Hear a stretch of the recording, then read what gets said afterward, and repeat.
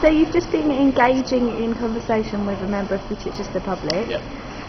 What exactly did your conversation entail? What sort of subjects were you? Okay, well I started off with, I asked him if I could sit down, because Yeah. I thought that would be the easiest way to get him in conversation. I asked if I could sit there, he said, my pleasure. And then I sort of waited a few seconds, and I mentioned it's not a good day for Chichester today, obviously the weather being as it is, quite cold and stuff. Yeah. And we talked about the weather, we talked about global warming and the fact that, for every energy saving light bulb we make, China builds another nuclear power plant. That was a quote from him. That was quite good. Really charming bloke actually. He's just going shopping with someone, and he's having a rest from it. So he was a bit bored, just sitting over there. He said, what am I doing? And I said, I'm temping in Chichester, not Chichester, in Brighton. And I've got the morning off, so I just thought I'd come to Chichester. Nearly lost it then. What else did we talk about?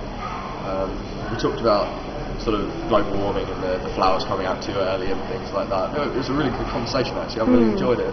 It just annoys me that people don't do that more often. So yeah, it's cool. It's a good idea to sort of go out and make a point of striking up conversation with people, even as a fictitious character. I think he was quite taken aback by the fact that I just randomly had a conversation with him, and I shook his hand at the end, and it was really nice. It was good. I think it's interesting to note that people, different generations, such as you and that man, like quite a few years between you, they don't expect.